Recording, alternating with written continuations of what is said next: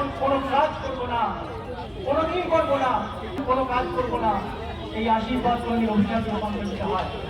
এখনো 5টা দিন আপনারা আসবেন, রাতে ইতিহাস উৎসবে এক আলাদা সৌন্দর্য, দিনে একরকম সৌন্দর্য।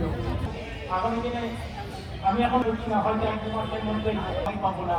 এই মুর্শিদাবাদ সবাইকে আপন করে নিয়েছে, আমরাও আপন করে নেবো, ভালোবেসেছি। তাই রবীন্দ্রনাথের সুরে যদি আমরা বলি, এটাই আন্তরিক অভ্যর্থনা।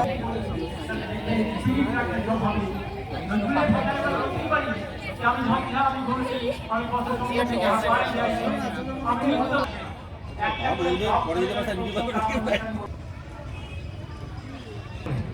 এবং আমরা জানি আগামীকাল সেটা বাস্তবে হবে। এবং অরিন্দম একটু আগে বললো না যে আমরা কিছু সম্মানিত ভাবনা গণপতি বাবু অনুরোধ করবো, গণপতি বাবু